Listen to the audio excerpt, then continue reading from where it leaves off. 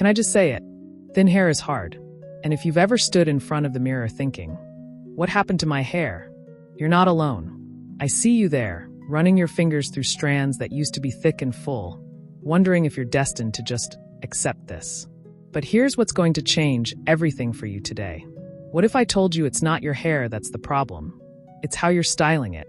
What if every single thing you've been told about thin hair has been setting you up for failure? I'm about to completely shatter the biggest myth that's been sabotaging your hair confidence. And I'm going to show you exactly why the advice you've been following is making your thin hair look even thinner. This isn't just another hair tutorial. This is your wake-up call. Today, I'm breaking down the 5 biggest thin hair styling mistakes that are secretly working against you. And I'm showing you how to fix each one with simple changes that actually make a difference. We're going to bust some myths, fix the most common mistakes, and I'll even show you a little trick I use that makes my hair look twice as full in under 30 seconds. Plus, I've got a few favorite products and tools that don't cost a fortune, but they absolutely work. And I promise, by the end of this, you're going to feel better about your hair, because you'll know what to do, not just what to avoid. But first, let me destroy the lie that's been holding you back. Here's the myth that needs to die today. Thin hair has to be short to look good. Ladies, this is not just wrong, it's destructive. I cannot tell you how many women have come to me after chopping off their beautiful hair because someone convinced them that short equals fuller.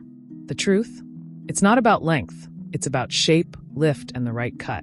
Let me tell you about my friend Joan. She had gorgeous shoulder-length hair that was getting a little thinner with age. Someone, and I'm not naming names, but it rhymes with hairstylist who didn't know what they were doing, convinced her to chop it all off into a pixie cut. Joan walked out of that salon and immediately regretted it. She looked at herself in the mirror and didn't recognize the woman staring back. When she came to me, nearly in tears, I had to break it to her gently. The problem wasn't her hair length. The problem was that no one had taught her how to work with her thin hair instead of against it. We had to wait for her hair to grow out, but when it did, we gave her soft layers, strategic volume, and face-framing pieces that made her hair move and look alive. And now, she's absolutely glowing. Her hair looks fuller, more youthful, and she feels like herself again. Here's what really happens with thin hair. It naturally wants to lay flat against your head. That's just physics. But instead of fighting against this by cutting it all off, we need to understand how to give it lift, movement, and the illusion of density. Short hair can actually make thinning more obvious because there's less hair to work with, fewer styling options, and often less volume overall. The real secret isn't in the length. It's in understanding 5 fundamental principles that will completely transform how your thin hair looks and feels. And I'm about to share every single one of them with you. But before we dive in, I need you to do something for me. If you've been struggling with thin hair and you're tired of feeling like you have no options, hit that thumbs up button right now. Not only does it help more women like us find this content, but it's also your commitment to yourself that you're ready to stop accepting good enough when it comes to your hair. Now, let's get into the real solutions. These aren't complicated salon secrets or expensive treatments. These are simple, practical changes you can implement today that will make an immediate difference in how your hair looks and how you feel about it. Fix number 1, master the art of root lift. Here's what nobody tells you about thin hair. It's not just about having fewer strands. It's about those strands having less natural lift and body. Thin hair lays flat against your scalp, creating that dreaded painted-on look that makes thinning even more obvious. But here's my secret weapon, and I want you to try this tonight. Flip your head upside down and blow dry for just 60 seconds with your fingers working at the roots. Not a brush, not a comb, just your fingers lifting and separating at the base. This single technique can add 30% more volume instantly. Why does this work? Because you're fighting gravity and training your hair to lift away from your scalp instead of hugging it. The upside-down position uses gravity to your advantage, and your fingers create separation without the weight of styling tools pulling everything down. I combine this with a lightweight root-lifting mousse. And I'm talking about the drugstore kind that costs under $10, not some fancy salon product. Apply it to damp roots, flip upside down, blast with the blow dryer, and prepare to be amazed. Fix number 2, get the right cut, because it really is everything. Listen carefully because this could change your entire relationship with your hair. The right cut for thin hair isn't about taking away. It's about adding strategic shape and movement that creates the illusion of fullness. What you want: soft layers that start around your cheekbones, light texturizing that removes weight without removing volume, and face-framing pieces that draw attention to your features instead of your hairline.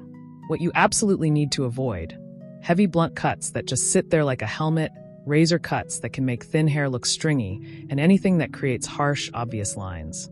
Here's the thing: a good cut will make styling easier, not harder. If you're fighting with your hair every morning, your cut is working against your hair's natural texture, not with it. Fix number 3, the part that changes everything. This next tip is so simple you're going to wonder why no one ever told you this before. Your part, that little line in your hair, is either your best friend or your worst enemy, and most women with thin hair are unknowingly choosing enemy. Here's what's happening. If you've been wearing the same part for years, the hair along that line is getting weaker, thinner, and more obvious. Plus, middle parts are absolutely brutal on thin hair because they create this harsh line that draws attention straight to your scalp. But here's the magic fix. Switch to a soft side part, and I mean soft. Not a sharp, severe line, but a gentle sweep that starts about an inch off center. This immediately creates the illusion of more hair because you're redistributing the volume instead of splitting it down the middle. Want to take it up a notch? Try a zigzag part. Use the pointed end of a rat tail comb and create tiny zigzags instead of a straight line. This technique literally tricks the eye into seeing fullness where there might not be as much hair. It's like an optical illusion for your scalp, and it works like magic. I had a client, Susan, who was 58 and convinced her thinning crown meant she needed to wear hats everywhere. One simple part change, and she went from hiding to feeling confident enough to go hat-free to her daughter's wedding. That's the power of working smarter, not harder. Fix number 4, add texture, always. Here's a truth bomb. Straight, flat hair just looks thinner. Period. When your hair is pinned straight and lying flat against your head, every thin spot becomes obvious, every sparse area gets highlighted, and you end up looking like you have half the hair you actually do. But add some texture, even just a little bit of movement and body, and suddenly your hair looks fuller, more youthful, and infinitely more interesting. You don't need to create ringlet curls or anything dramatic. We're talking about gentle waves, soft bends, or even just some strategic fluffing that gives your hair dimension. Here are my favorite no-damage methods that actually work. Velcro rollers while your hair is slightly damp, a hot brush that smooths while adding body, or my personal favorite for busy mornings, the no-heat braid method. Before bed, braid slightly damp hair into 1 or 2 loose braids, sleep on it, and wake up with gorgeous texture. The key is understanding that texture creates shadow and depth, which makes your hair appear denser than it actually is.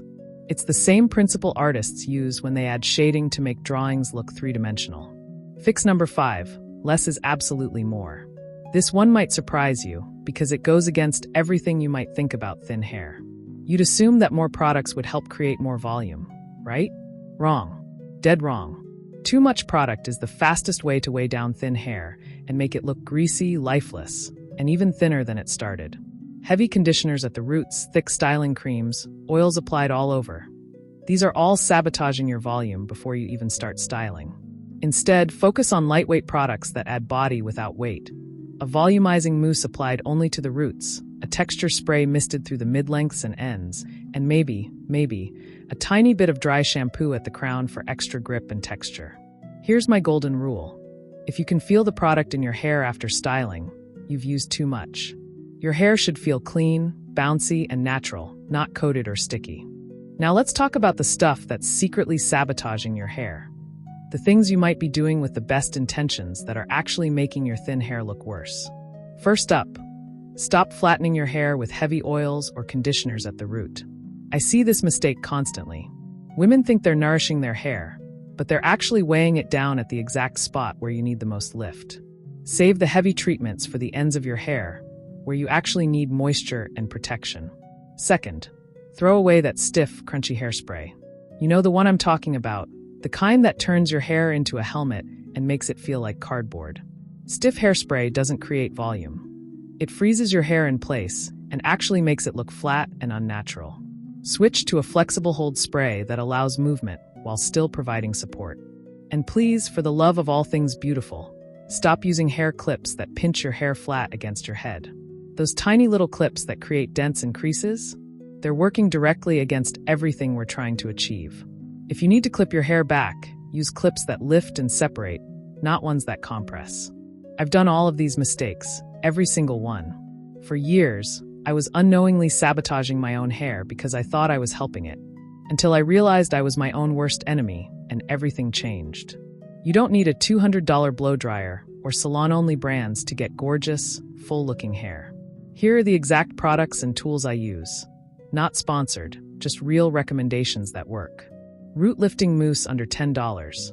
I'm currently using one from the drugstore that works better than products 3 times the price. A big round brush for volume. Nothing fancy, just something that grips your hair and lifts it while you blow dry. Lightweight dry shampoo for texture. This is crucial for adding grip and body between washes. And Velcro rollers for no damage volume. These are absolute game changers for creating body without heat damage. These are the tools in my everyday arsenal, and I promise you don't need to spend a fortune to get professional-looking results. Okay, are you ready for the thing I never, ever skip?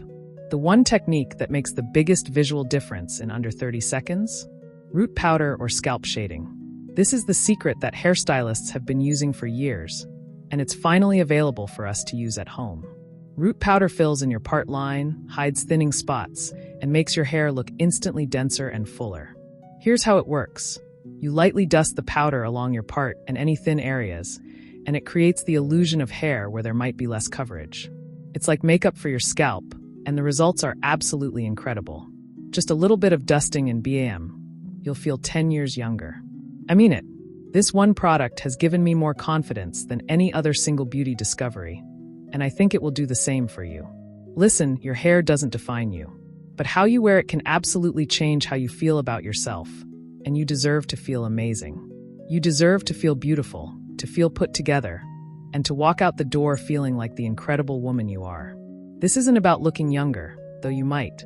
This isn't about hiding your age, though you don't need to. This is about feeling great in your own skin, right now exactly as you are. Your thin hair isn't a flaw to hide or a problem to solve. It's just hair that needs different techniques, and now you have them. If you found something helpful today, even just one tip that made you think differently about your hair, give this video a thumbs up so more women like us can discover these techniques. Your engagement literally helps other women find solutions they've been searching for. And if you've got a question about your own hair situation, drop it in the comments. I read every single one, and I absolutely love helping women work through their specific hair challenges. Don't be shy about asking for personalized advice.